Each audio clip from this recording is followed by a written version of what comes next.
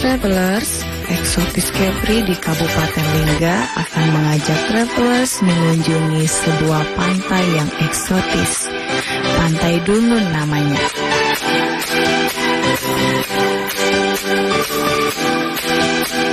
Hai traveler, saat ini saya sedang berada di Pantai Dungun. Pantai Dungun terletak di sebelah utara Kabupaten Lingga. Nah, jika teman-teman ingin menikmati suasana dan keindahan yang ada di Pantai Dungun, bersama saya Lena Zahra, ikuti Eksotis Kepri selengkapnya.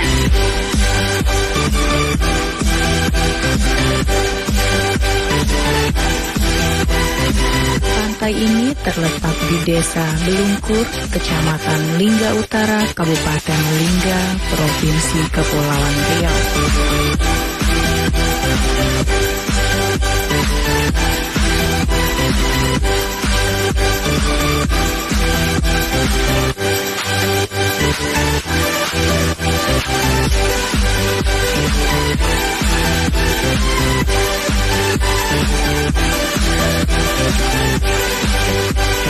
Pantai Dungun adalah pantai yang indah, dengan bibir pantai yang panjang, berpasir putih, laut biru, dan ombak yang tenang.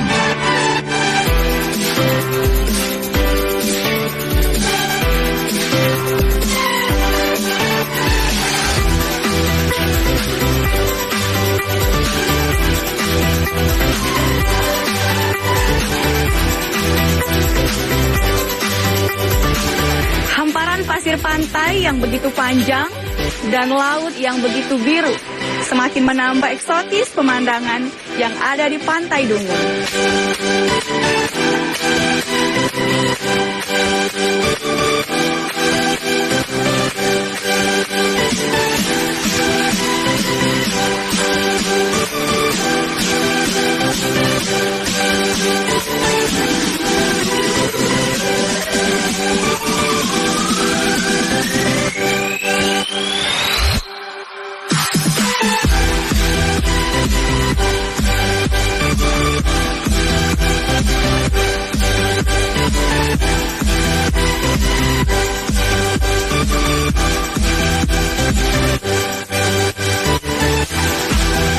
Keindahan Pantai Dungun memperkaya destinasi wisata di Kabupaten Lingga.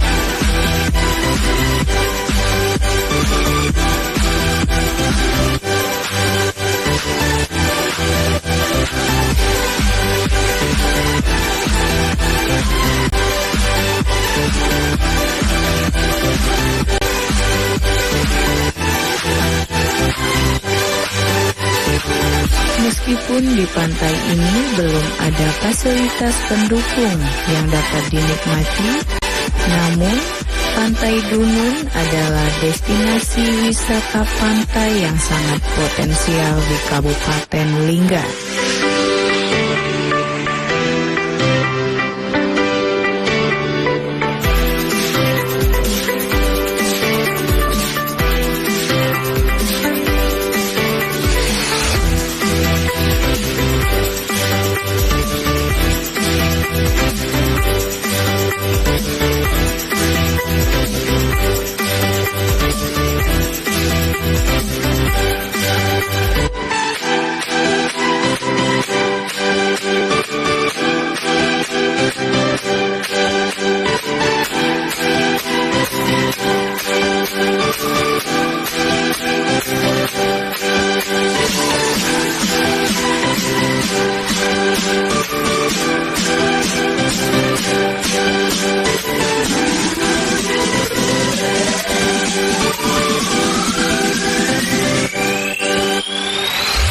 kami pemerintah desa Teluk ya sangat mengharap pengembangan di sektor pariwisata di desa kami. Memang ini pantainya namanya Pantai Dungun. Dan sebelahnya kami juga membuat juga udah ada bangun dari dana desa juga kita pernah membangun. Tapi emang akses yang belum memadai.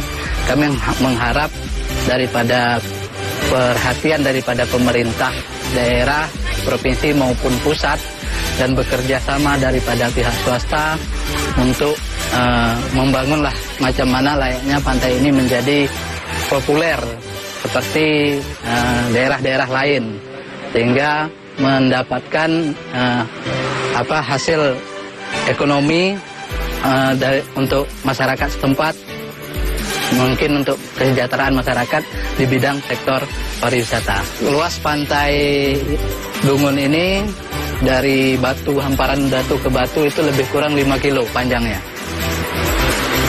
Dan bisa kendaraan bisa lewat dengan kekerasan daripada pantai tadi.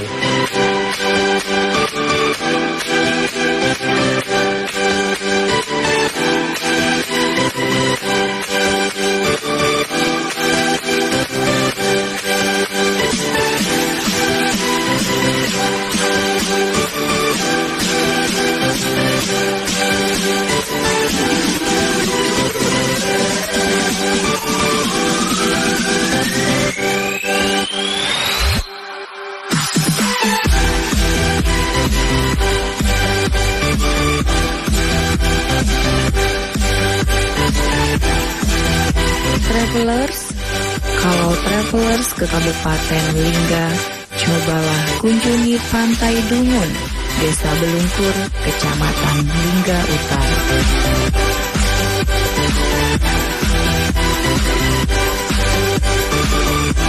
Dengan perjalanan saya di Pantai Dungun yang begitu indah di Kabupaten Lingga.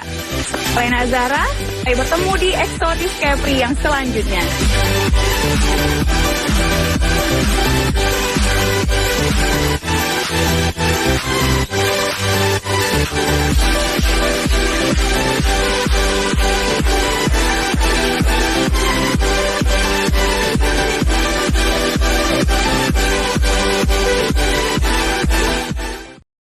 Jelang Hari Pelanggan Nasional, PLN sapa dan apresiasi ribuan pelanggan Jawa Timur.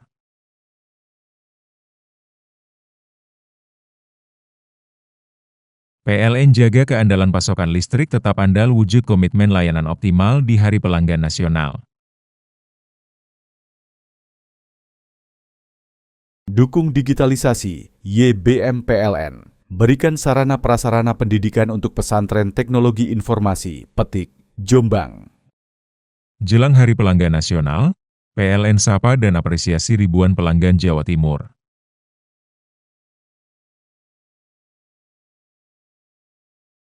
PLN jaga keandalan pasokan listrik tetap andal wujud komitmen layanan optimal di Hari Pelanggan Nasional. Dukung digitalisasi, YBM PLN. Berikan sarana prasarana pendidikan untuk pesantren teknologi informasi, Petik, Jombang.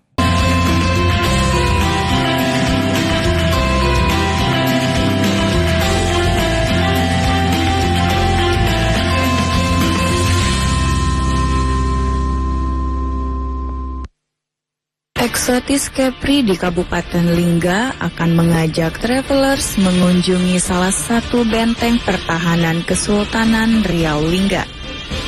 Terletak di atas bukit Desa Serangun, Kecamatan Lingga, Kabupaten Lingga, Provinsi Kepulauan Riau, benteng ini berdiri.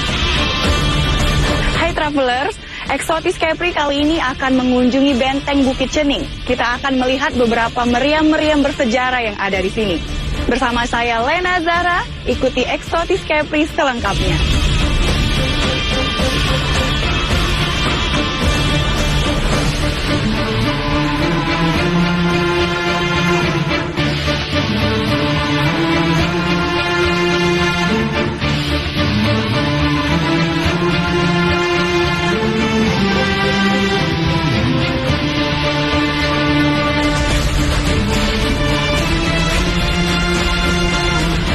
Benteng Bukit Cening adalah sebagai benteng pertahanan yang kedua setelah benteng Pulau Mepar. Luas benteng ini adalah 32 meter kali 30 meter.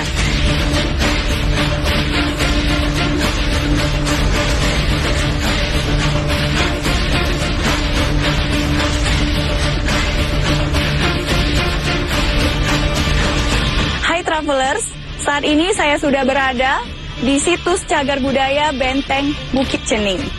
Nah, saya sudah melihat beberapa meriam yang tersusun rapi di belakang sana.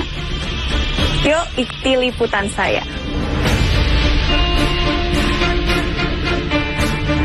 Benteng Bukit Cening dibangun pada masa pemerintahan Sultan Mahmud Syah III. Ia adalah sultan yang memimpin Kesultanan Lingga pada tahun 1761 hingga tahun 1812. Benteng Bukit Cening digunakan untuk melindungi wilayah kekuasaan Kesultanan Lingga dari serangan Belanda.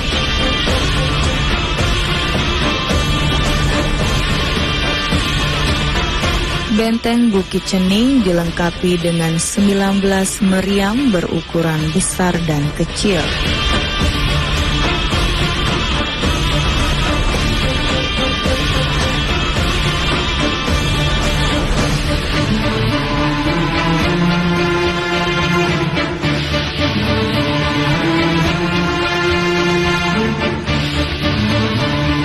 Meriam ini dibuat pada tahun 1797 Masehi.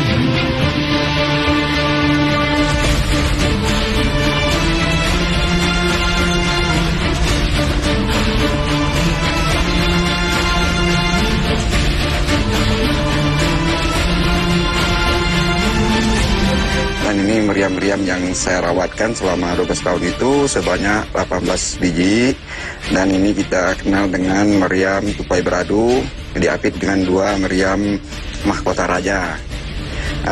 Benteng ini dibangun oleh Sultan Mahmud Syah III pada tahun 1761-1812. Jumlah benteng di wilayah Kabupaten Lingga ini ada 5. Pertama, benteng pengintai itu di Tanjung Cengkeh, dan juga benteng lapis pertama itu di Pulau Mepar, dan ini di benteng Bukit Cening merupakan lapis kedua dan lapis ketiga di Kuala Dae. Fungsi meriam ini hanya sekedar untuk membocorkan kapal, meledakkan kapal untuk istilahnya mengaramkan musuh yang berlayar di perairan Laut Lingga, dan jarak meriam ini berkisar antara 100 sampai 200 meter.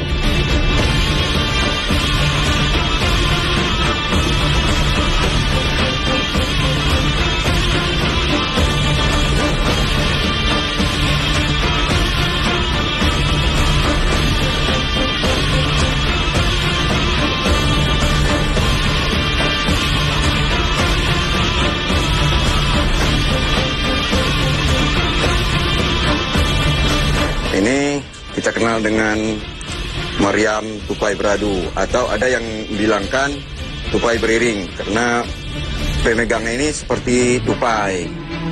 Panjangnya 2,80 meter. Besarnya ini 12 cm. Kemudian ini yang kita kenal dengan Mahkota Raja. Ini Mahkota Raja. Karena di sini ada lambang Mahkota Raja, kemudian ini satu. Ini Mahkota Raja. Jadi antara Mahkota Raja 2 mengapitkan meriam Tupai Beradu ini, tupai beriring. Travelers, di bukit ini kita dapat melihat dinding benteng Bukit Cening setebal 4 meter dengan ketinggian 1 sampai 1,5 meter. Nah, ini kita pelurunya kita masukkan ke sini. Nanti kan udah masuk, kan ada platoknya ini. Nah, itu nanti di sini ada mesinnya, dibakar di sini. Ledak ke sana. Itu hanya sekedar untuk menghancurkan kapal aja.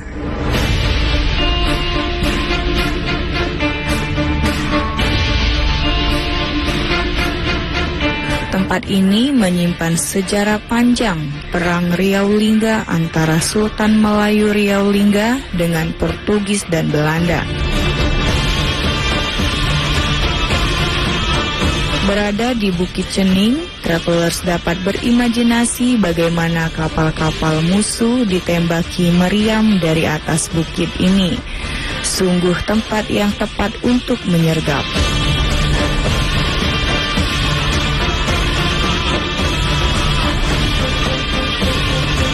Dari atas bukit ini, memang lautan tempat kapal-kapal berlayar akan jelas kelihatan. Di sekeliling benteng Bukit Cening telah dibuat parit pertahanan. Hai travelers, demikian perjalanan saya di Bukit Benteng Cening. Sampai jumpa di Exotis Cafe selanjutnya.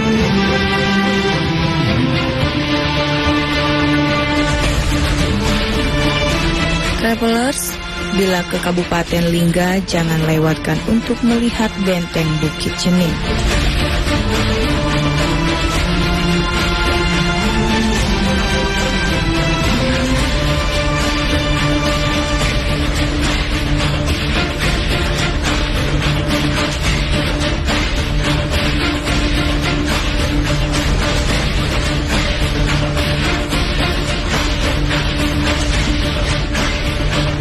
Adakah obat yang aman untuk nyeri sendi dan linu-linu? Kami perkenalkan Healthy, obat herbal untuk nyeri sendi dan linu-linu.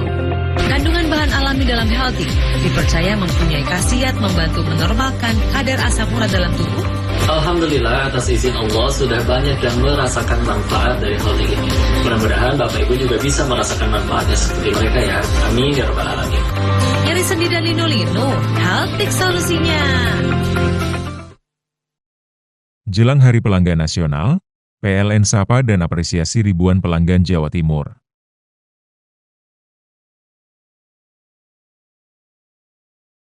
PLN jaga keandalan pasokan listrik tetap andal wujud komitmen layanan optimal di Hari Pelanggan Nasional.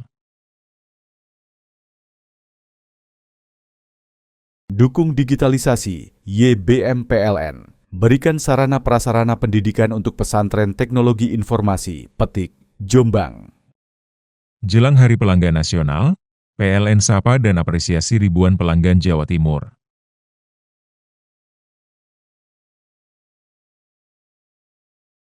PLN jaga keandalan pasokan listrik tetap andal wujud komitmen layanan optimal di Hari Pelanggan Nasional. Dukung digitalisasi, YBM PLN. Berikan sarana prasarana pendidikan untuk pesantren teknologi informasi, Petik, Jombang.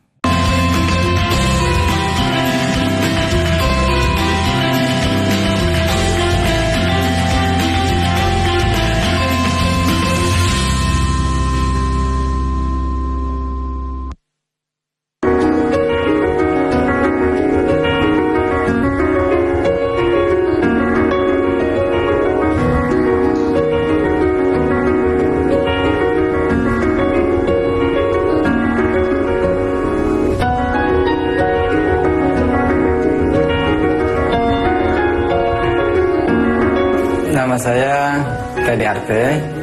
Nama lengkap saya, nama asli saya itu Teddy Asmara. Cuma saya lebih dikenal dengan nama Teddy Arte. Profesi saya sekarang ini sebagai pelukis daun.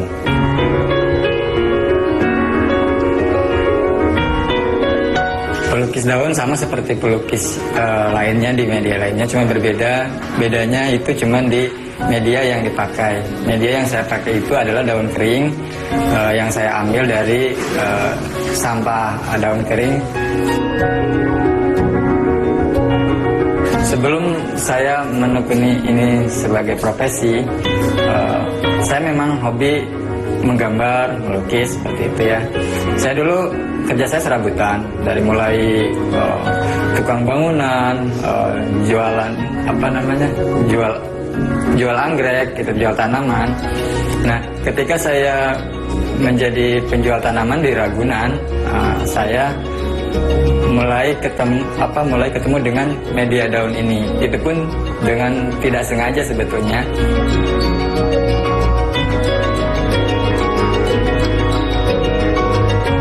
Saat saya mau memberi hadiah untuk bos saya, waktu itu dia ulang tahun pernikahan, dan dia tahu saya suka melukis gitu ya. Kebetulan media yang ada di itu sama sekali nggak ada gitu. Misalkan kanvas juga nggak ada, kertas juga tidak lagi tersedia. Saya menemukan ada daun yang saya lihat kering cukup bagus dan rata gitu ya. Akhirnya saya coba, kenapa nggak saya coba untuk dilukis di situ. Akhirnya saya lukis dan hasilnya saya serahkan setelah saya frame gitu ya, saya serahkan.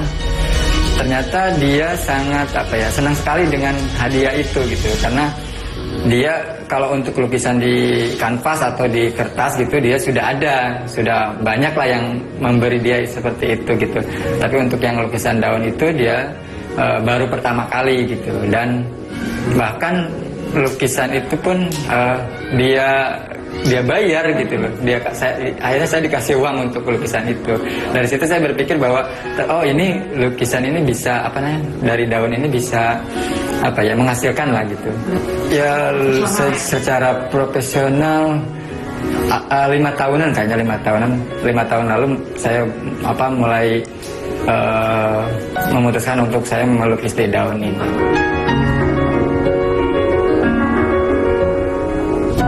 Oh iya, saya dulu melamar istri saya ini memakai lukisan daun, lukisan wajah saya dan istri dengan backgroundnya ada puisi juga gitu.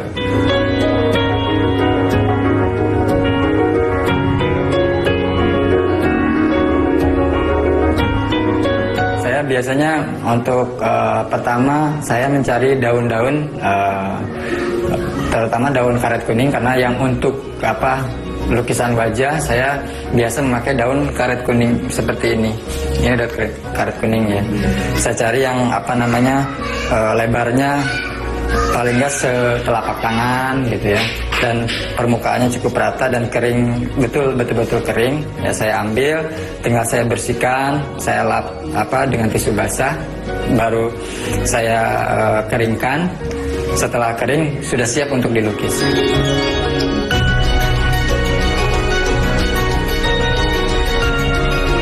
Untuk media lukisnya saya pakai cat lukisnya itu cat poster dan saya campur sama cat air sih. Sebetulnya kebanyakan cat poster.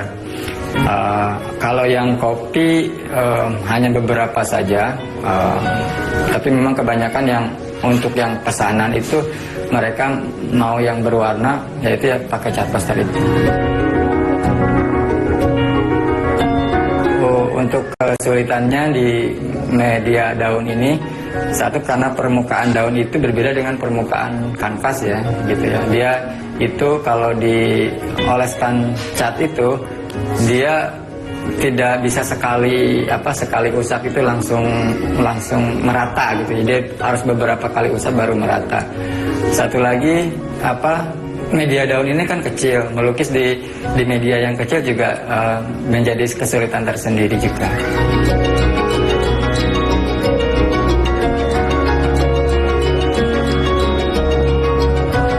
Harga mulai dari 1 juta. Tergantung 1 juta per wajah, tergantung kesulitan ya. Misalkan walaupun satu wajah, tetapi misalkan dia minta ada background atau memang bajunya dengan baju batik atau ornamen yang banyak, mungkin ada tambahannya. Maksimal sampai 3 juta. Ya, saya akan terus selama saya masih bisa melukis, saya akan terus menjalani profesi ini. Karena satu selain ini juga profesi, memang dari dulu ini hobi saya.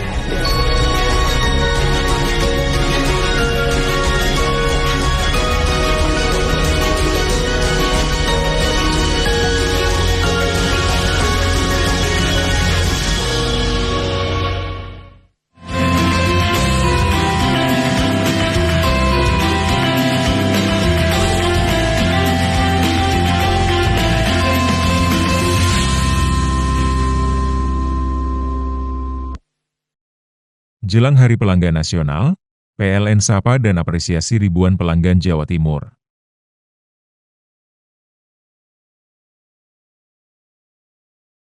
PLN jaga keandalan pasokan listrik tetap andal wujud komitmen layanan optimal di Hari Pelanggan Nasional.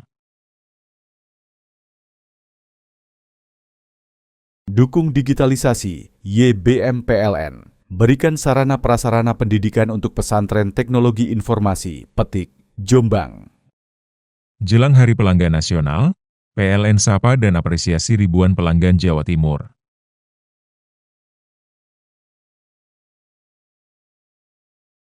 PLN jaga keandalan pasokan listrik tetap andal wujud komitmen layanan optimal di Hari Pelanggan Nasional.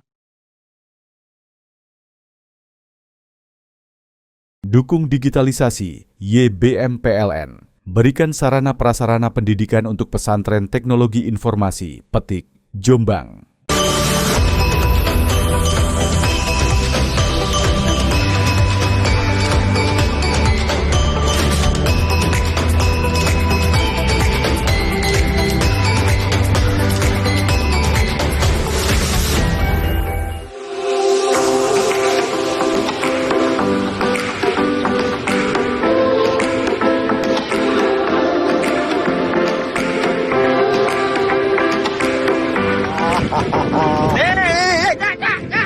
Apa? Kaisa sampean patah.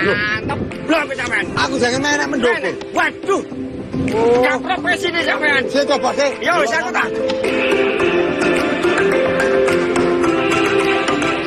Lah, delok entarek.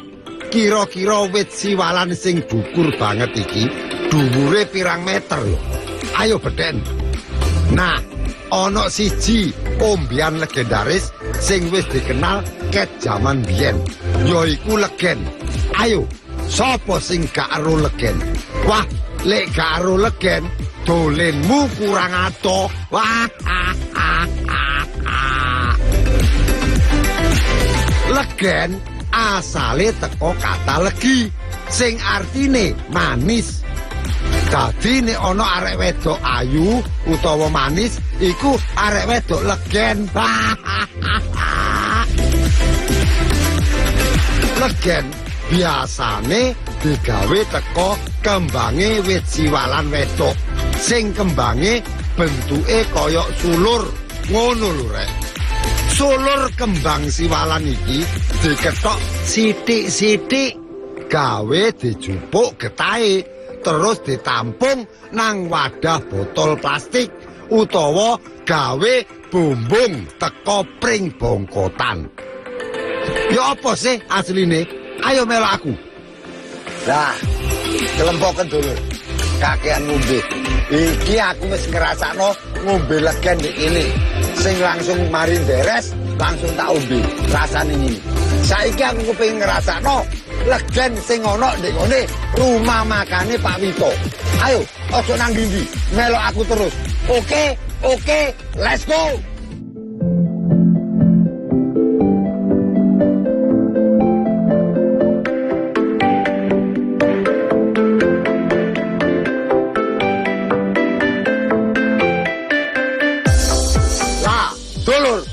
Marini aku ndelok beres toa ambek legen. Saiki aku jange menikmati hasilnya. Nah iki nek gone rumah makan lesehan Pak Wito. Iki ana variane dulur. Nek jange besanan ya kudu ditata. Nek kepingin mangan lesehan ya nek gone Pak Wito. Ya aja nang ndi-ndi. Melok aku terus. Oke, let's go.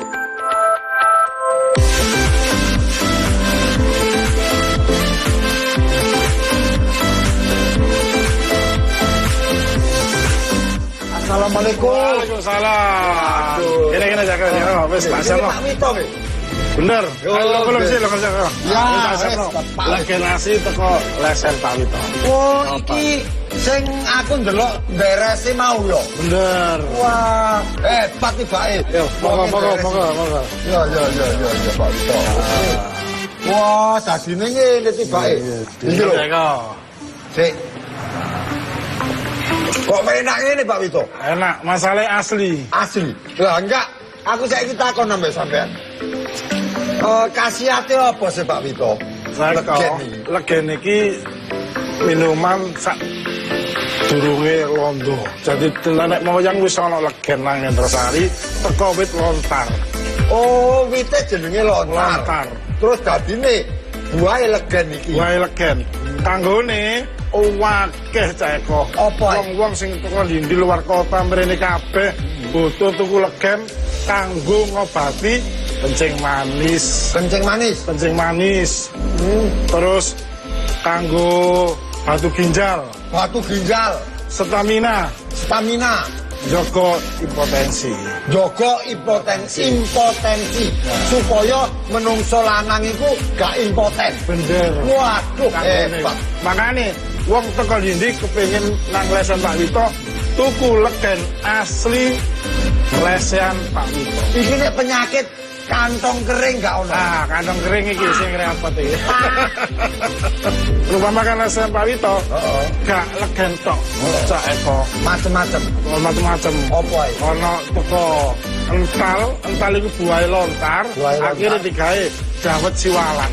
Oh, dawet siwalan iki favorit rumah makan lesan Pak Wito. Di samping legen Eko, lesan Pak Wito makanane favorit panggang ayam. Wah, panggang ayam. Belut pesengek. Belut pesengek. Sing diteleki wong teko ndi. Nah, wis sampean rene ae, aja kesuwen. Nek weteng luwe merinio di rumah makan lesehane Pak Wito Ngendrosari. Oke Pak Wito, terima kasih matur suwun. Assalamualaikum. Waalaikumsalam. Ayo melu aku terus dulur. Tajak nang ndi ambek aku.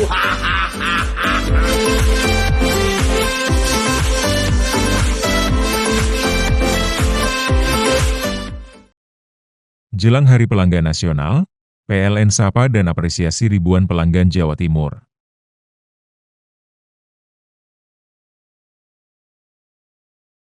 PLN jaga keandalan pasokan listrik tetap andal wujud komitmen layanan optimal di Hari Pelanggan Nasional.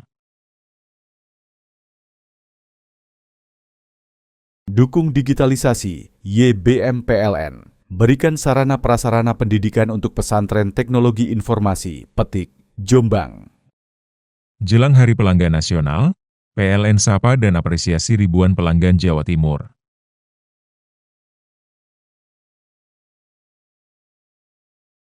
PLN jaga keandalan pasokan listrik tetap andal wujud komitmen layanan optimal di Hari Pelanggan Nasional.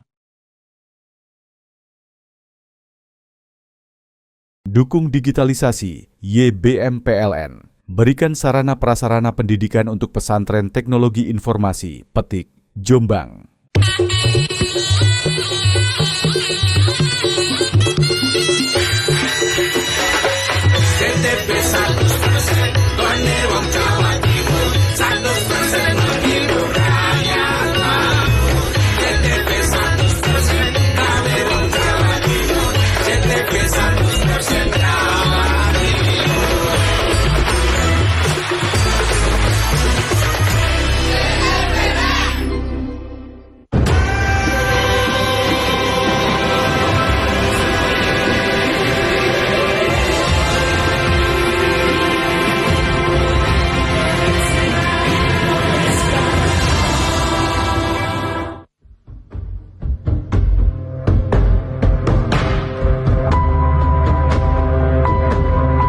Kemunculan keris di Indonesia yang sudah ratusan tahun lalu, sampai sekarang masih terjaga keberadaannya.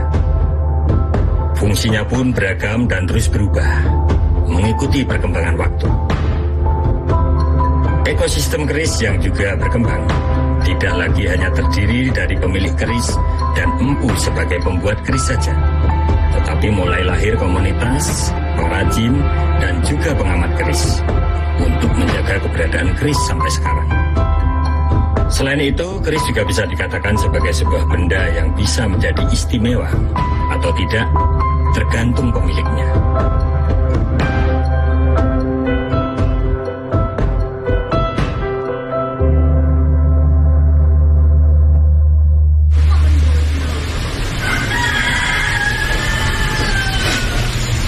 Sebagai sebuah benda yang menjadi lambang kebesaran pemiliknya, saat itu keris bukanlah benda yang bisa dimiliki atau dibuat oleh sembarang orang. Pembuatan keris sendiri melewati proses yang lama karena ada penyesuaian karakter pemiliknya. Sehingga tidak heran apabila keris disebut sebagai benda pusaka atau benda yang disakralkan saat ini. Kalau zaman dahulu itu punya keris itu kan ada macam-macam cara mendapatkannya, Mas. Pertama itu bisa pesan sendiri ke si empu dengan mahar. Kalau di kerisan namanya mahar, mas kawin kayak gitu. Dengan mahar yang agak lumayan tinggi juga. Dan empu pun tidak sembarang bikin kerisnya zaman dahulu. Jadi menyesuaikan karakternya si pemesan. Menyesuaikan wetonnya si pemesan. Itu nanti yang akan menentukan wujud kerisnya, pamornya seperti apa, dapur kerisnya itu masuknya apa, itu nanti yang menentukan. Terus ada juga yang berupa warisan, mungkin dari simbahnya untuk turun ke bapaknya, turun lagi ke anaknya. Ada juga hadiah dari raja, misalnya seorang abdi dalam yang udah mau pensiun, nanti dikasih pengayam-ayam namanya, kalau dikasih pengayam-ayam untuk ini tanda ininya lah, tanda jasa dia selama pernah ikut ngabdi di keraton. Di dalam masyarakat itu ada keris jabatan, misalnya Kanjeng Kiai Kopek itu kan keris raja. Tetapi kalau Kanjeng Kiai Joko Piturun itu untuk putra mahkota. Nah ini ada tingkatan-tingkatan untuk di dalam penggunaan. Memang keris itu oleh penjajah itu dikonotasikan klenik supaya keris ini, budaya ini tercerabut dari akar budayanya supaya tidak berkembang. Nanti kalau masyarakat Indonesia, masyarakat Jawa itu berkembang, nanti penjajah repot, dia tidak akan bisa menjajah sampai 350 tahun kan. Kemudian orang generasi muda kemudian tidak berani memegang keris.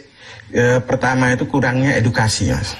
Kurangnya edukasi ke pemula-pemula, baik itu anak muda ataupun ini orang-orang awam. Padahal keris itu tidak hanya tentang klenik gitu. Ada falsafah hidup di sana, ada filosofi hidup di sana. Dan ada beberapa ustadz juga yang senang keris juga, malah kerisnya itu bisa dikatakan keris super semua itu, Mas. Dan lewat media keris itu sendiri dia mendapatkan materi untuk dakwah kadang di sana. Nah, saya mencoba untuk merasionalisasikan dalam bahasa Jawa itu mencoba untuk ngelari, nalar, nalur ini pun para leluhur. Bagaimana orang Jawa itu berpikiran. Jadi Jawa itu penuh dengan simbol. Oleh karena itu pusaka-pusaka, busana takwa, pusaka keris, kuliner tumpeng. Tumpeng itu kan tumapa ing penguripan, tumindak lempeng, tumuju pangeran. Nah itu sebuah orientasi. Kalau kita hidup tidak bisa memilih, tapi harus bertindak benar. Menuju kemana? Menuju kepada Allah kita, Tuhan kita. Nah ini, jadi Jawa itu penuh dengan simbolisasi personal ataupun simbolisasi sosial. Nah, keris ini simbolisasi personal.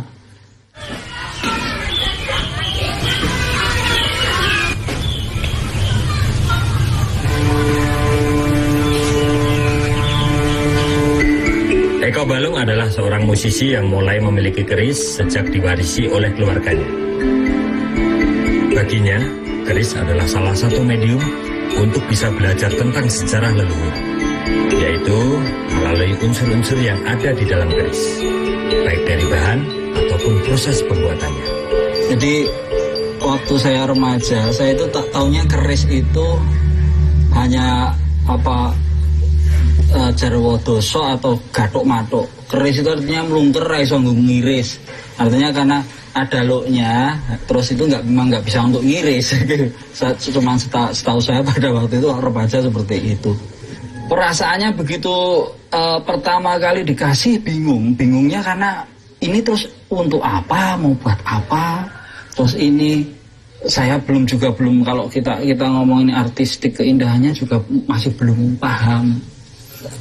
Mulailah dari situ saya lama-lama mulai melihat keris, ya paling enggak dari pamornya. Dari pamornya pada waktu itu diceritain kalau pamor ini sebenarnya ini dari meteor yang jatuh.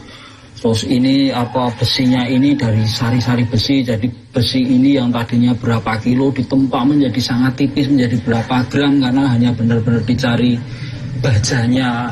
Dari situlah sebenarnya mulai ketertarikan kalau saya ya, ketertarikan karena sebenarnya kalau kita ngomongin senjata ya, senjata artinya senjata sebagai entah itu alat keperluan sehari-hari ataupun alat keperluan untuk perang. Bagi saya yang paling menarik dari dulu adalah bajanya, logamnya. Berbeda dengan Eko Balung, Fajar Kenanga sudah mengenal keris sejak kecil. Kemudian di umur 20-an, ia mulai mendalami ilmu tentang keris. Menurutnya, keris mempunyai daya resonansi yang bisa mempengaruhi pemiliknya, sehingga bisa menimbulkan efek seperti perasaan tenang ataupun kebahagiaan. Kalau ngomongin keris sebenarnya saya sudah familiar dengan keris dari kecil. Di ruang utama kakek saya tuh ada tombak keris, terus kayu-kayu berdua, terus ada lukisan, batu ake. Dari kecil saya sudah melihat hal tersebut. SMP, SMA itu mulai jauh karena modernisasi anak muda waktu itu menggiring kita untuk ngikutin ke barat-baratan misalnya gitu, dari stylenya. Terus ada titik di mana saya merasa penasaran itu datang lagi terus ada sebuah pertanyaan, kenapa kakek saya punya pusaka sebanyak itu gitu. Suatu ketika saya ada sebuah mimpi, dan mimpi itu unik menurut saya, seperti menemukan sebuah keris, menemukan sebuah batu ake, menemukan tombak, dan akhirnya ada teman yang koleksi. Saya coba untuk memegang, menanyakan, terus cara merawatnya gimana. Dari obrolan tersebut saya merasakan daya tarik yang luar biasa gitu terhadap keris yang saya pegang, terhadap tombak gitu. Dari daya tarik tersebut penasaran saya semakin besar. Dari sekedar ingin belajar, terus saya beralih untuk ingin memiliki. Dari memiliki akhirnya ya melestarikan, Mas, seperti itu. Ada keris yang saya miliki itu memberikan efek sebuah rasa bahagia, rasa tentrem, damai. Nah, keris ini spesial menurut saya karena terbuat dari bahan besi, terus diolah, ditempa dengan doa juga yang khusus. Jadi membuat keris ini spesial. Keris mempunyai daya resonansi energi yang luar biasa. Dari situ mempengaruhi pemiliknya. Pemilik keris akan merespon getaran yang dia hasilkan oleh keris tersebut. Dan sifatnya berbeda-beda antara satu dengan yang lainnya. Itu mengapa tiap keris ada dapur. Dapur itu sebuah nama kerisnya. Dapur A, dapur B, dia mempunyai fungsi yang berbeda, punya doa yang berbeda, punya tujuan yang berbeda.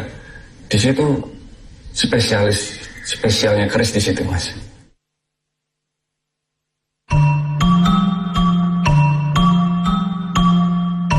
Setiap pemilik keris mempunyai alasan mengapa mereka memiliki keris dan akan digunakan untuk apa keris itu di dalam hidupnya. Seperti Wiwit, seorang yang dari kecil sudah tertarik dengan keuntungan yang dihasilkan oleh proses jual beli keris. Ya, pertama kali jual beli keris itu SMP, Mas. Ketika itu dapat dari temen, terus temen datang suka, terus beli gitu. Ini lumayan lah, Mas, buat untung-untung, buat jajan, buat bayar sekolah juga. Ada yang dari temen bapak dulu dikasih, nanti ini dijaga, terus kalau nggak butuh ya dijual aja. Dulu pertama kali suruh nyari itu biasanya kan ada peta dari Jogja itu, biasanya ada setiap kampung itu ada dalamnya, biasanya di situ ada prajurit-prajurit kan banyak yang dikasih dulu. Nanti kita cari itu beberapa di tetangga itu biasanya abdi dalamnya itu mesti istilahnya apa ya, jaga rumah itu Mas. Jadi dia punya pusaka beberapa itu. Nah kita coba untuk tanya-tanya sih beberapa, kadang-kadang ada yang dijual, ada yang enggak, cuma tinggalan gitu. Kalau untuk pasaran keris sih ramenya juga sama sih Mas, offline sama online itu sama aja. Dan untuk yang beli-beli itu ya macam-macam, ada yang umur 20, belasan juga ada. Lewat jual beli kita juga bisa beredukasi sama nguri-nguri budaya. Yang belum tahu nanti jadi tahu, yang belum suka nanti jadi suka. Cuma itu aja sih. Penghasilan nomor kedua, yang penting nomor satu kesenangan, kesenangan karena hobi sih Mas.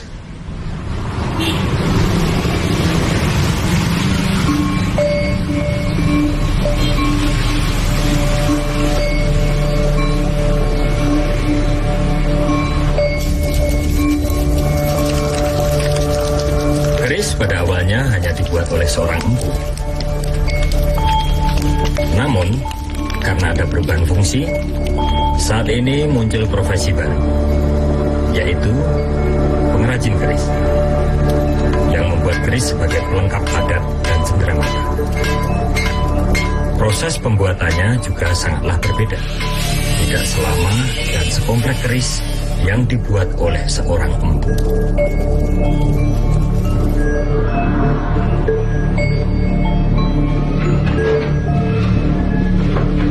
Kalau keris yang istilahnya istilah koden atau yang di pasaran bebas ya, itu sebenarnya keris itu melimpah. Tapi untuk yang keris spesial misalnya kalau Jogja atau Solo itu memang terbatas ya. Soalnya kalau saya cuma melayani untuk pesanan semua, jadi saya jarang sekali menjual belikan ke pasar bebas, itu jarang. Bahkan belum pernah itu. Yang pasti prosesnya udah beda, prosesnya cara pembuatannya beda, waktunya juga beda. Semakin keris yang beneran ya, keris yang untuk pribadi ya itu biasanya ya waktunya lama. Bahannya juga nggak cuma besi biasa, campur nikel juga tuh, kadang ada meteoritnya juga.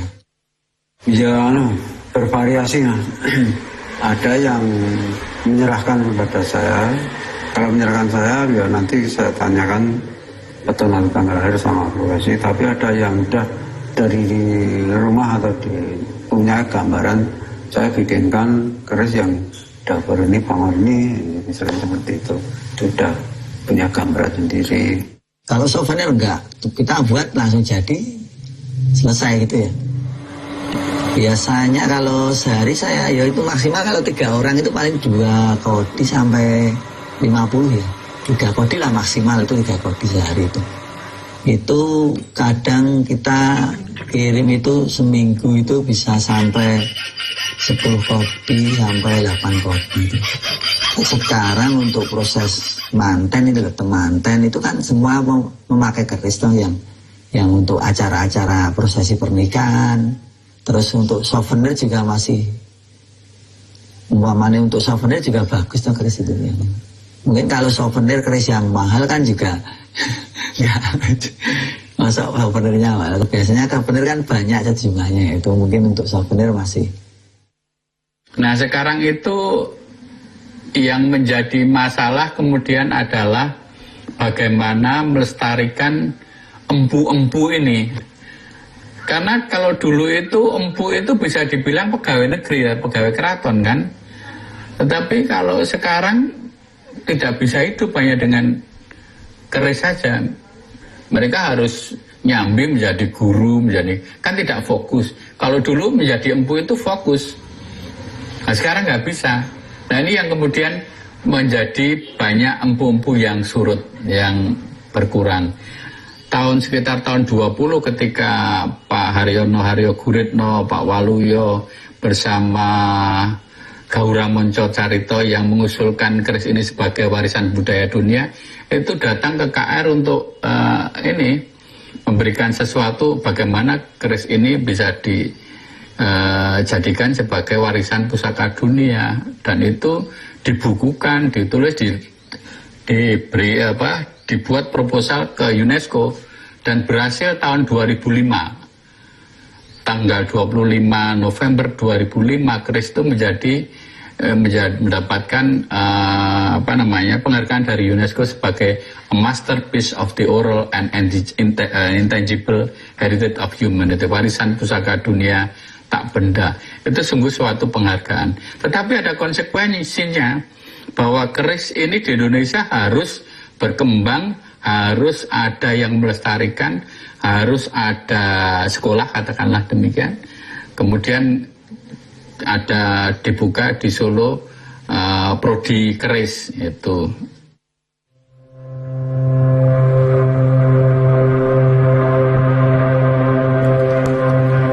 Berbagai usaha dilakukan untuk tetap melestarikan keris. Salah satunya dengan cara menurunkan informasi dan pemahaman tentang sejarah, filosofi, cara merawat, dan fungsi-fungsi yang didapat dari keris ke generasi selanjutnya. Kami dari tim pelestarian dan pengembangan keris Yogyakarta itu memberikan suatu rekomendasi atau referensi. Pertama, membuat museum keris, karena di situ akan bisa dibuat dilakukan berbagai macam aktivitas untuk pelestarian, pendataan, untuk pendidikan, edukasi tentang keris. Kemudian yang kedua adalah memperbanyak empu-empu yang ada di Jogja. Kita minta kepada Empu Sungkowo untuk mendidik para empu muda, panjak, itu pembantu empu namanya panjak, dan kemudian bisa menjadi empu-empu. Lalu yang ketiga itu membuat atau membangun sekolah-sekolah tentang keris. Di Jogja itu sekolah tentang keris belum ada. Orang Jawa, orang kita itu, Jawa itu bukan berarti etnis ya. Jawa itu adalah hidup secara arif bijaksana, bukan hanya etnis tertentu, golongan tertentu. Nah, kalau orang itu sudah arif bijaksana, hidupnya selaras dengan alam, selaras dengan Allah, selaras dengan lingkungan, mau apa lagi? Ya kan tidak punya masalah apa lagi. Efek keris kalau kita ngomongin dalam kehidupan kita itu ya nggak ada sebenarnya. Nggak ada efeknya. Mau ada keris sama nggak ada keris ya sama aja. Cuma ada yang menarik memang, ada yang menarik. Artinya itu tidak bisa saya dibawa ke dalam satu pertanyaan kalau seumpama ini ada keris terus saya jadi baik atau enggak, ternyata mas enggak. Cuman yang menjadi menarik kalau kita tentang belajar dalam dunia keris itu hubungannya nanti belajar dari belajar dari sejarah kehidupan leluhur kita. Itu sebenarnya yang akan menjadi poin. Leluhur kita yang mungkin dalam tanda kutip selama penjajahan kita 350 hingga sampai kita sebelumnya sejarah kita mungkin sudah dihilangkan. Kita nggak pernah tahu sebenarnya akar budaya kita sendiri. Nah sebenarnya dari situ itu saya mulai tertarik siapa sih sebenarnya leluhur saya. Bahasa itu kok secanggih ini. Lah ngefeknya dari perilaku hidupan itu justru tahu sebenarnya leluhur kita itu siapa. Itu yang menjadi penting. Dari keris. Artinya boleh dong kita dari benda ini kita menelusuri sejarah budaya bangsa kita, karena itu menjadi penting kalau bagi saya. Dalam pembuatan keris ini banyak ilmu yang bisa diambil. Ilmunya sangat luas. Kita ngomongin ilmu yang nyata, misalnya ilmu metalurgi, besi, itu keris sangat banyak ilmunya di situ. Terus ngomongin dari spiritual, dari ujung atas sampai ujung kaki bawah itu mempunyai sebuah cerita semua, mas. Ada sebuah makna, sebuah simbol, sebuah pesan yang disampaikan sebenarnya dari leluhur kepada generasi-generasi penerusnya. Untuk pembahasan atau edukasi tentang keris itu tidak ada habisnya, akan terus dan terus. Ibaratnya ilmu perkerisan itu, kalau teman-teman perkerisan mengatakan itu di atas langit masih ada langit. Jadi kayak misalnya saya mempelajari sebuah keris, ibarat untuk menguasai beraneka ragam atau berbagai macam keris itu kan kemungkinan otak saya ini nggak cukup gitu Mas. Sedangkan keris sendiri, ibaratnya kita berbicara tentang keris Jogja atau keris Solo lah misalnya seperti itu. Kan di keris Jogja sendiri saja kan mulai dari HB1 sampai HB8, HB9 yang namanya ngento-ento atau nom-noman itu sendiri. Nanti belum berbicara warangkanya, warangka juga kan ada beberapa wondo atau beberapa macam. Terus pamor ada beberapa jenis, terus pendok ada ratusan motif, terus deter juga ada puluhan gitu Mas. Jadi untuk pembelajaran keris itu kayaknya tidak akan ada habisnya. Semakin kesini kita akan semakin haus tentang ilmu keris itu sendiri. Jadi akan terus ada edukasi itu.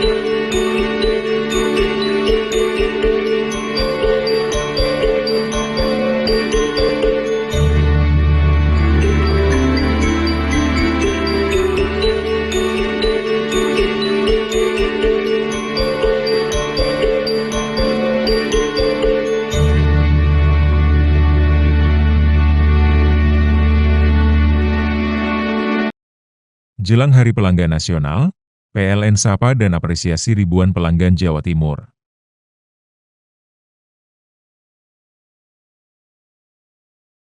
PLN jaga keandalan pasokan listrik tetap andal wujud komitmen layanan optimal di Hari Pelanggan Nasional. Dukung digitalisasi, YBM PLN. Berikan sarana prasarana pendidikan untuk pesantren teknologi informasi, Petik, Jombang. Jelang Hari Pelanggan Nasional, PLN sapa dan apresiasi ribuan pelanggan Jawa Timur.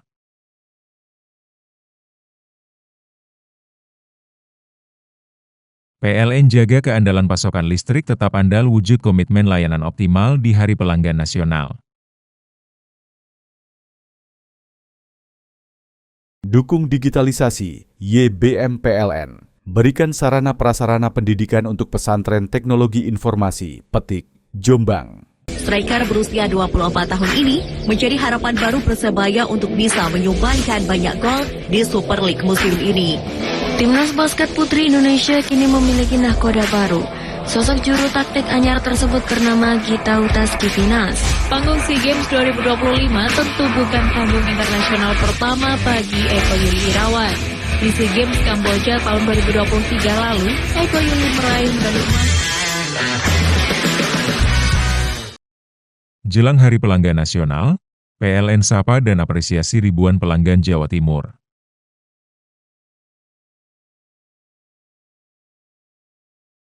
PLN jaga keandalan pasokan listrik tetap andal wujud komitmen layanan optimal di Hari Pelanggan Nasional. Dukung digitalisasi, YBM PLN. Berikan sarana prasarana pendidikan untuk pesantren teknologi informasi, Petik, Jombang. Jelang Hari Pelanggan Nasional, PLN sapa dan apresiasi ribuan pelanggan Jawa Timur.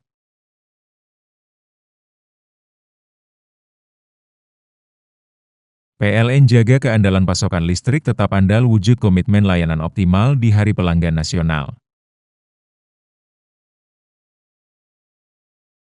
Dukung digitalisasi, YBM PLN. Berikan sarana prasarana pendidikan untuk pesantren teknologi informasi, Petik, Jombang. ribuan driver online menggelar aksi doa bersama dan menyalakan 1000 lilin di halaman Mapolda Jawa Timur mempercepat vaksinasi dan penanganan medis di Kabupaten Sumeneb dan harapannya wabah campak bisa segera terkendali. Tren mobil elektrifikasi makin banyak diminati masyarakat yang mendominasi di pameran otomotif Gias 2025 kali ini. Aksi ini merupakan salah satu bentuk solidaritas atas tewasnya salah satu tukang ojek online atau ojol di Saksikan Jakarta. Ojek TV hanya di JTV. Jelang Hari Pelanggan Nasional, PLN sapa dan apresiasi ribuan pelanggan Jawa Timur.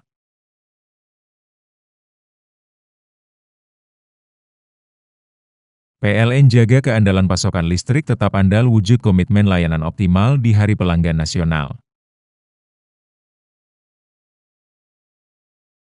Dukung digitalisasi, YBM PLN. Berikan sarana prasarana pendidikan untuk pesantren teknologi informasi, Petik, Jombang. Jelang Hari Pelanggan Nasional, PLN sapa dan apresiasi ribuan pelanggan Jawa Timur.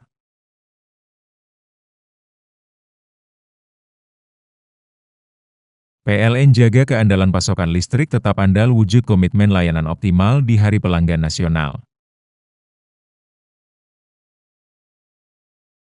Dukung digitalisasi, YBM PLN. Berikan sarana prasarana pendidikan untuk pesantren teknologi informasi, Petik, Jombang.